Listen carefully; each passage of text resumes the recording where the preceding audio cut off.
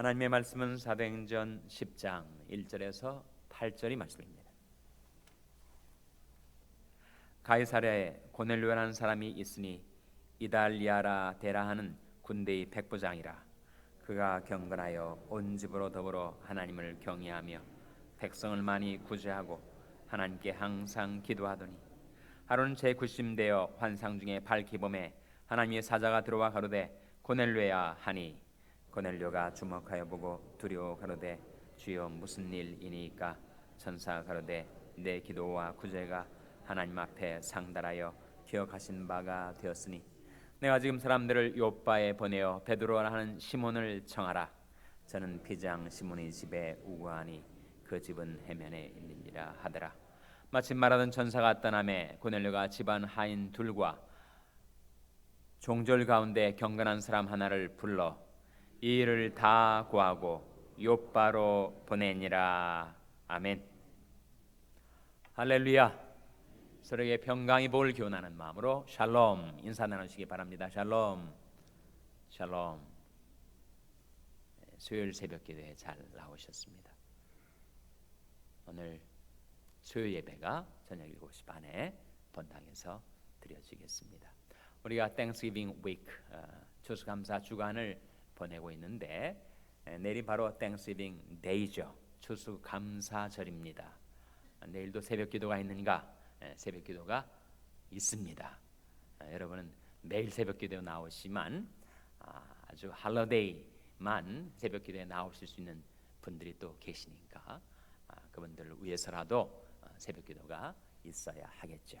내일도 새벽 기도에 나오셔서 우리에게 추수감사절을 주신 하나님께 감사를 드리시기 바랍니다.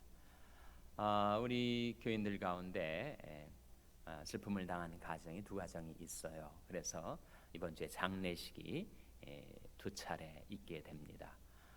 김중대 장로님의 부인 김정산 집사님이 지병으로 돌아가셨습니다.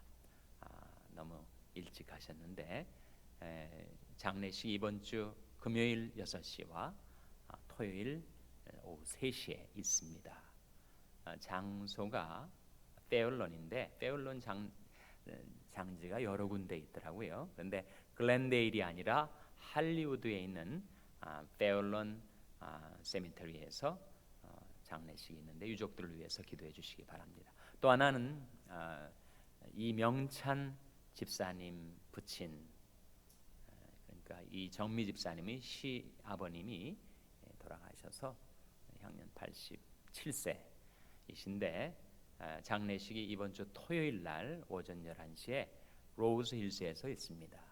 장례식과 더불어 하관 예배가 이어지는데 두 가정을 위해서 그리고 장례 절차를 위해서 기도해 주시기를 바랍니다. 오늘 본 말씀 1절 같이 읽겠습니다. 1절 말씀 시작. 가이사랴에 고넬료라는 사람이 있으니 이달리아 데라 하는 군대의 백부장이라. 여기에 한 인물이 소개가 되고 있죠. 누굽니까? 바로 고넬료예요. 고넬료. 사도행전이 1장부터 시작돼서 이제 10장에 이르러서는 그 사도행전이 그 호라이즌, 그 지평이 넓혀지고 있습니다. 예수님께서 사도행전의 주제절이라고 할 수 있는 그 말씀에 지상 명령을 주셨어요. 사도행전이 주제절 좀 기억을 해두시면 좋겠습니다. 사도행전 몇 장 몇 절이죠? 1장 8절입니다. 사도행전 1장 8절에 오직 성령이 너에게 임하시면 너희가 권능을 받고, 그 다음에 내 장소, 내 공간이 나와요. 어디죠? 예루살렘과 온 유대와 사마리아와 땅끝까지 이르러 내 증인이 되리라 하신 우리 주님의 지상 명령이 나오는데 사도행전 1장부터 시작해서 9장까지는 어디까지 커버를 합니까? 예루살렘과 온 유대와 사마리아까지. 그렇죠? 그리고 이제 사도행전 10장에 이르러서 이제 땅끝까지 복음이 전파되기 시작하는 바로 그 대목입니다. 거기에 나타난 인물이 바로 고넬료. 고넬료는 어느 나라 사람이었습니까? 바로 로마인이었죠. 로마인. 그러니까 복음이 예루살렘에서부터 시작돼서 온 유대와 사마리아 성의 복음을 편만하게 전파했었던 위대한 전도자, 이름이 뭐였죠, 여러분? 뭐였습니까? 빌립이었죠. 빌립. 그래서 빌립은 집사였고 전도자였는데, 그를 통해서 사마리아 땅에 복음이 전파되니 온 성에 기쁨이 가득했었단 말이죠. 그랬다가 이제 복음이 온 땅을 향하여 전파되면서 바로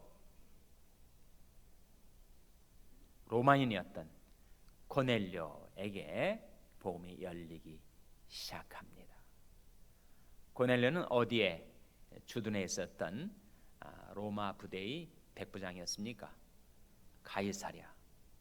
가이사랴는 지중해 연안 도시입니다.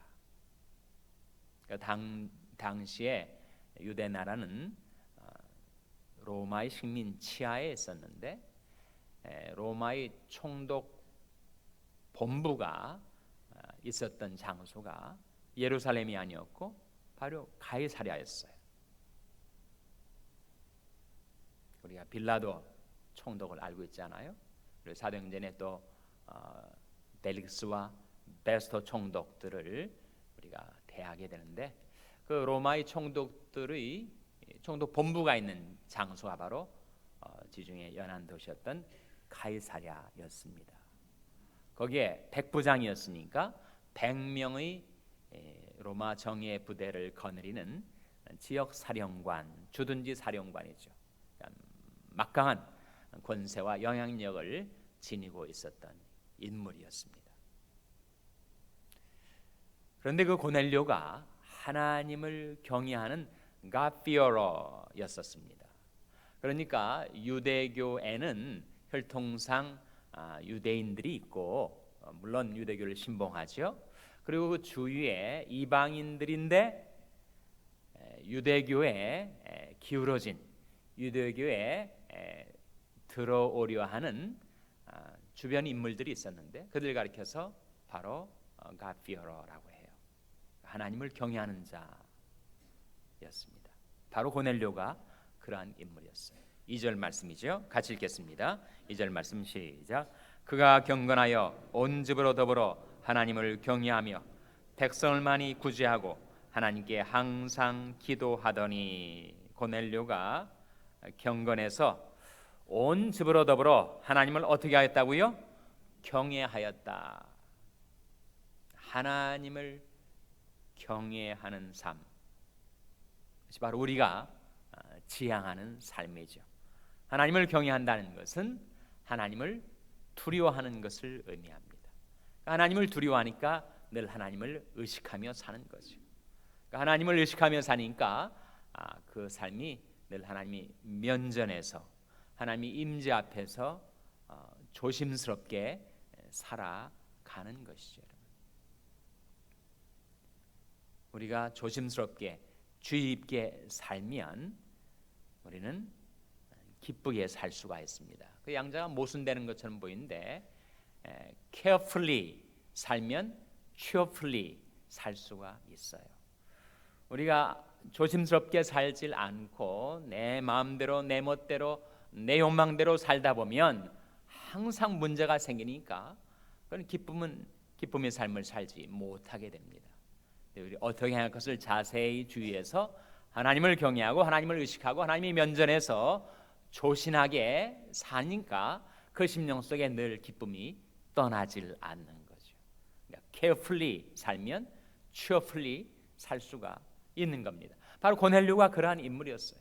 하나님을 경외하고 하나님을 의식하고 하나님을 두려워하고 하나님을 신뢰하고 하나님의 면전에서 살아가던 그런 인물이었습니다. 그것이 바로 하나님의 백성들에게 기대하시는 삶입니다. 창세기 17장 1절에 하나님께서 아브라함에게 나타나셔서 이르셨던 말씀이,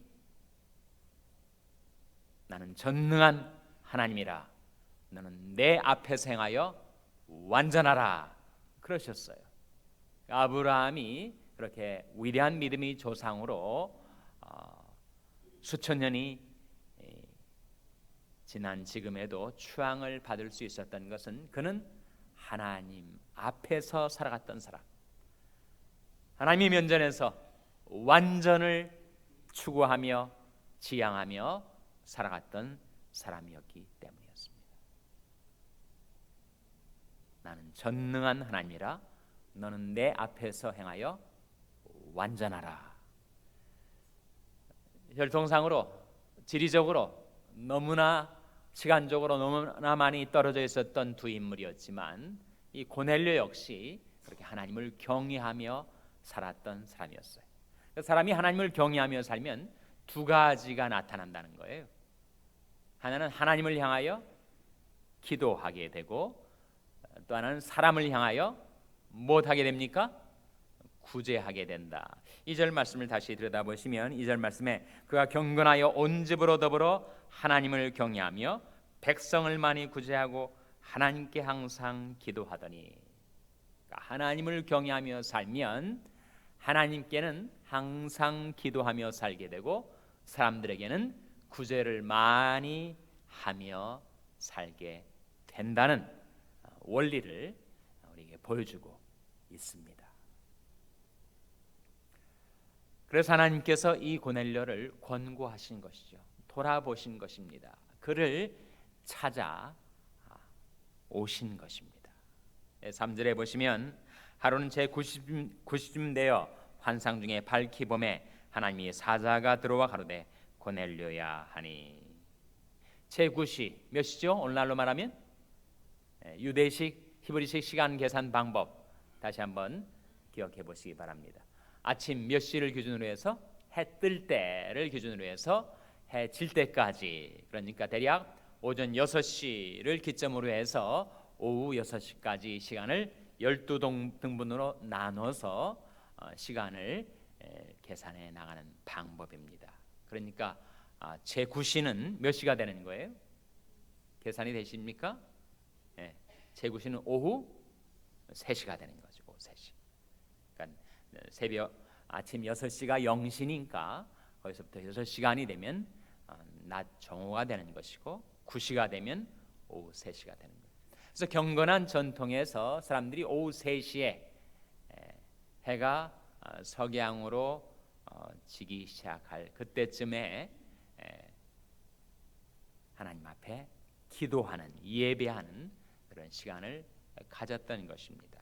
고넬료가 그렇게 날마다 기도했던 사람이고 또 정해진 시간에 기도했었던 바로 그런 인물이었음을 보여주고 있죠. 그렇게 하나님을 경외하고 기도하는 삶을 살다 보니까 백성들을 많이 구제하게 되었어요. 우리도 하나님을 경외하는 자로 살고 하나님 앞에 항상 기도하며 힘쓰며 살아가는데 우리에게도 백성을 향한 사랑의 실천, 구제가 우리에게 필요하죠. 심은 대로 거둔다라는 성경이 영적인 법칙이 있습니다. 우리가 무엇으로 심든지 그대로 거두게 된다는 거예요.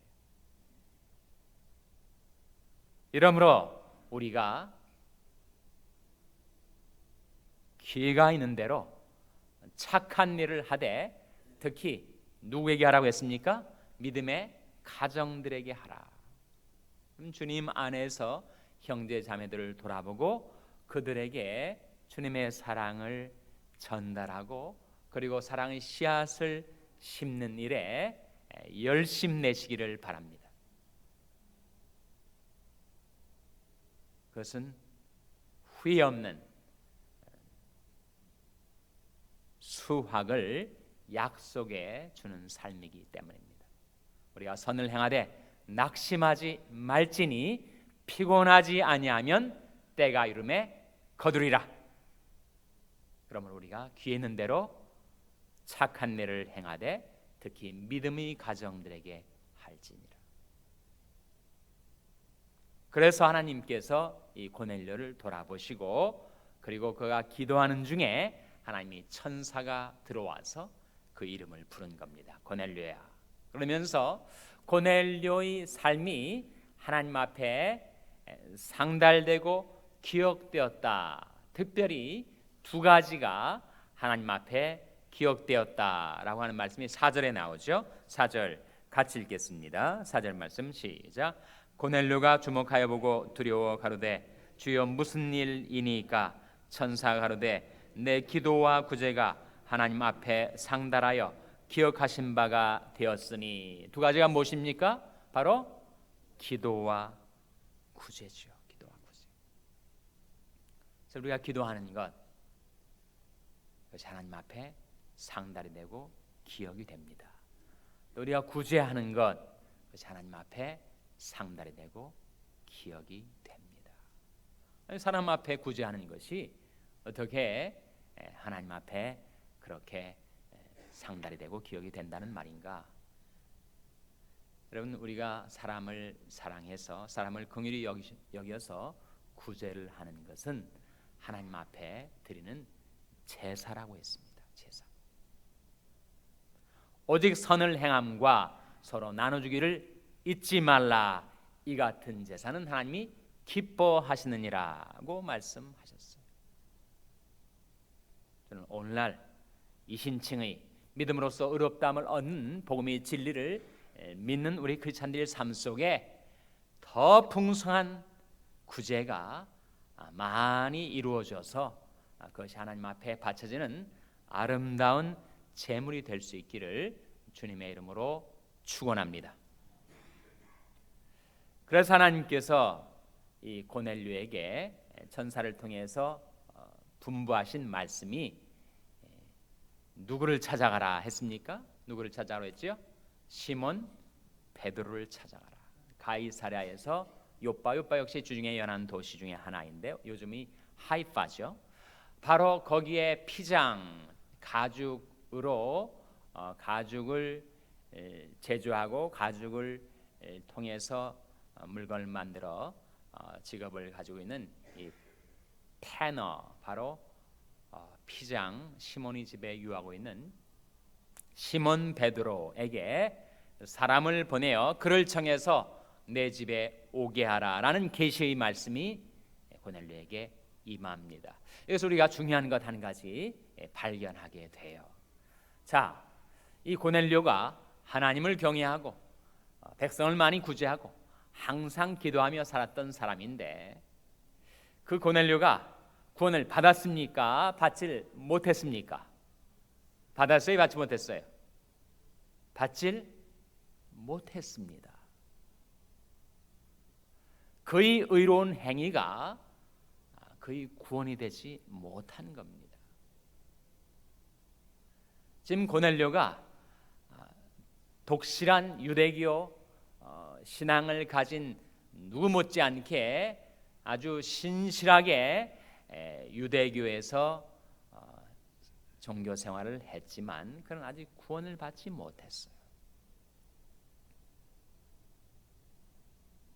그래서 그에게 구원이 복음이 필요했던 것입니다. 그래서 시몬 베드로가 와야 했던 것입니다. 고넬료가 아무리 의로운 행위를 가졌다 할지라도 그것으로 그의 구원이 이루어졌던 것은 아니었습니다. 그는 여전히 하나님의 은혜의 복음을 필요로 하는 자, 그래서 시몬 베드로를 청해서 그가 시몬 베드로가 증거하는 복음의 말씀을 들을 때 성령이 임하여 그가 거기에서 비로소 구원을 받게 되었던 것이죠. 우리의 기도, 우리의 구제, 우리의 선행, 우리의 의로운 행위가 아무리 많이 축적되었다 할지라도 그것으로 우리 구원이 이루어지는 것은 아니라는 사실이에요. 구원은 오직 하나님의 은혜로 이루어지는 것입니다. 그리고 하나님이 우리를 받아들이실 만한 그의 표준은 하늘처럼 높아서 인간이 어떤 노력과 열심으로도 그의 표준에 도달할 수가 없는 것입니다. 그것은 하나님께서 은혜로 우리에게 그 의를 선사해 주실 때, 그 의 표준을 우리에게 선물해 주실 때, 그때 비로소 우리는 구원을 받게 된다는 진리입니다.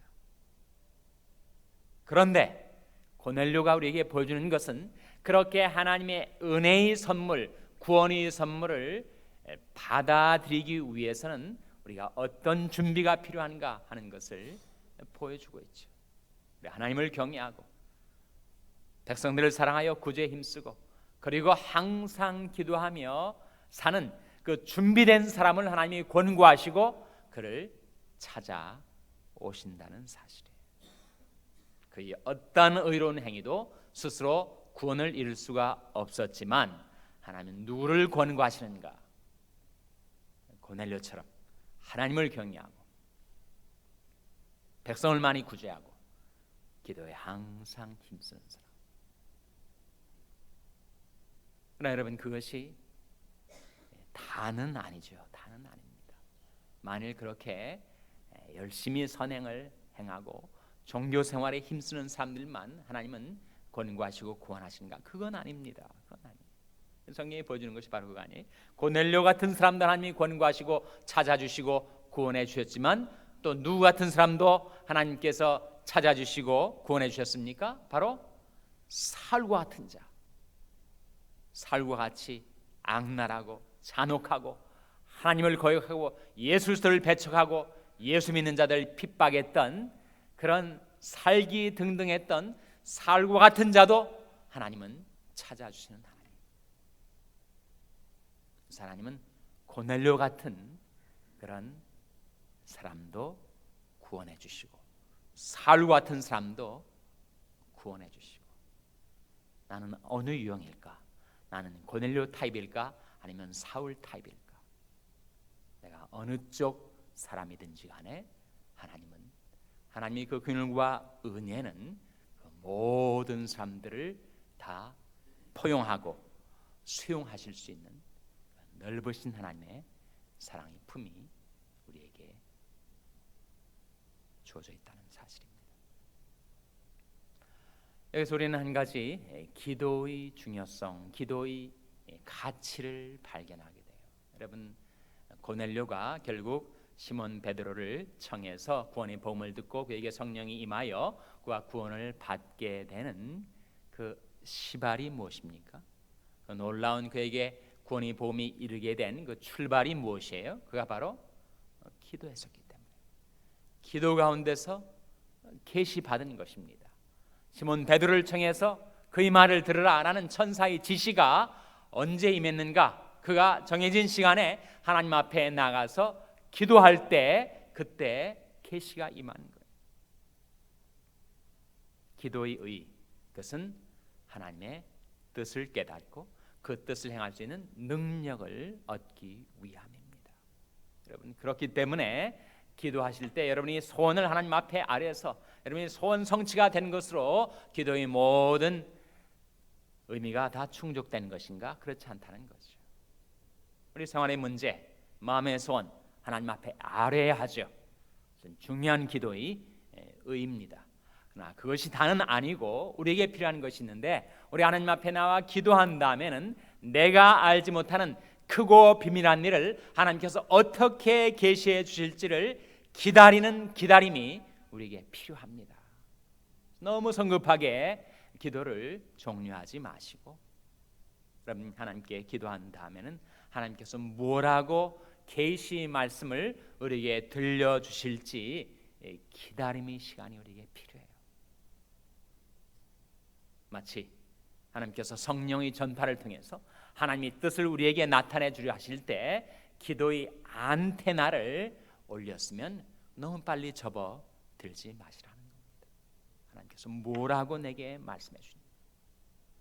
내가 어떻게 살아가야 될지, 내가 어떻게 이 문제를 풀어야 할지, 또 내가 알지 못하는 크고 비밀한 일을 하나님께서 어떻게 나에게 계시해 주실지, 기도 가운데서 하나님을 기다릴 때 하나님께서 고넬료에게처럼 저와 여러분에게도 우리 삶 속에 필요한 계시 말씀을 보내어 주시기를 주님의 이름으로 축원합니다.